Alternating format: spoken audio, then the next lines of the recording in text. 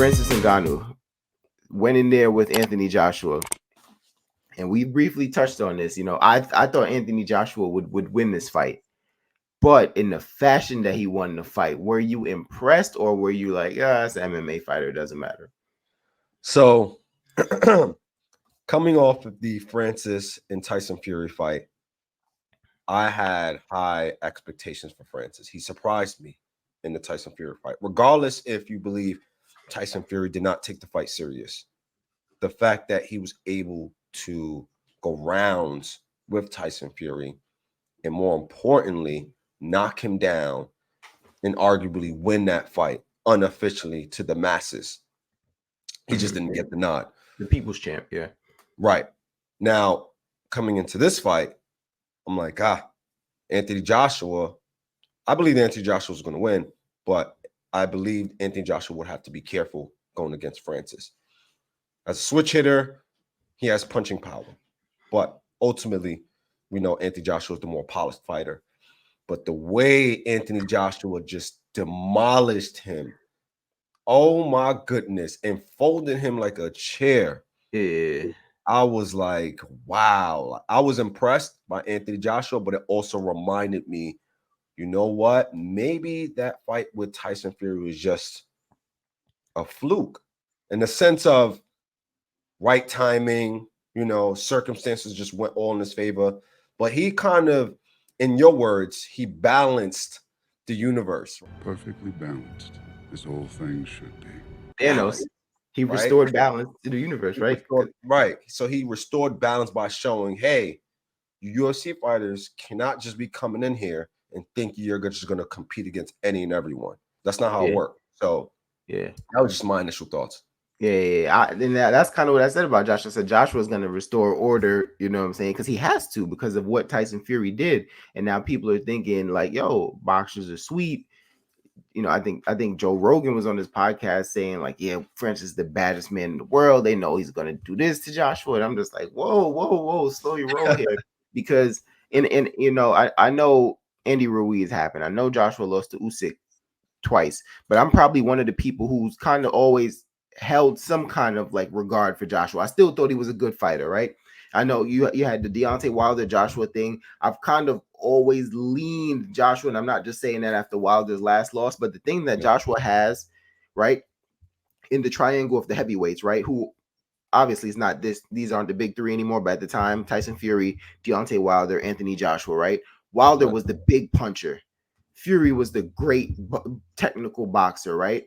But Joshua was somewhat of the, he's a good boxer and he's a big puncher, not as big as Wilder and probably not as technical as Fury, right? But he was the one who kind of had both those things, you know what I'm saying? So I always thought because of that he would give both of those guys problems, you know what I'm saying? Whoever wins. I'm not here to debate that today, but I always thought he would give both of those guys problems. I always saw the skill in him. Whatever was happening with him seemed purely mental. But he's kind of just been on the right track, you know what I'm saying? He stopped Hellenis, right? Then he stopped Otto Wallin, and then now he comes and, man, just look at the feints he was giving Francis, and look how Francis was reacting to the feints, right? And just how the right hand got straight through the guard, bro. Straight through. And the crazy part was Francis even switched in between and it didn't work. He couldn't bypass his jab, and that right hand was landing flush, and his timing was just perfect, and he capitalized.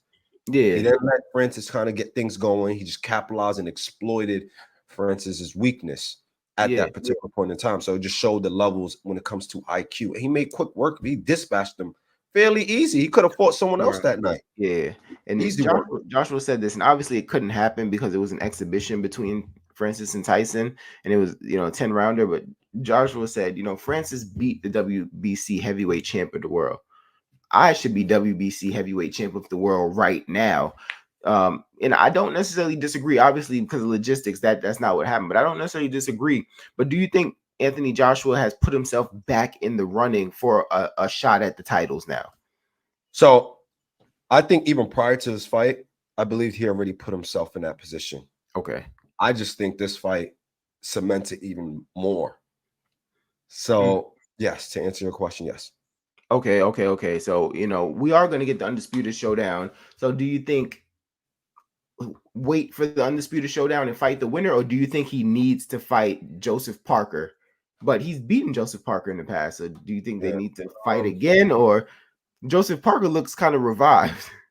He does. I would say AJ versus Joseph Parker should happen as a stay busy fight for AJ, and he should take that fight serious until, of course, Usyk and Tyson Fury can happen. Because ultimately, we know the fight is going to happen, but with Tyson Fury's getting cut in sparring and the fights being, prolonged, we don't know what may happen. And according to some boxing experts, Tyson Fury has a knack of pushing fights out against opponents that he feels as though he's not confident in just beating straightforwardly. So that would be the plan for me if I was in AJ's camp. Hey, let's just not really sit and dwaddle our thumbs. Let's go after Joseph Parker, rack up our resume, and wait for the winner, Usyk Tyson. Yeah, and I think that fight's supposed to happen in June now. Right now we're in March. Yeah, it just depends, right? Because he probably has to do like maybe a 12-week training camp, right?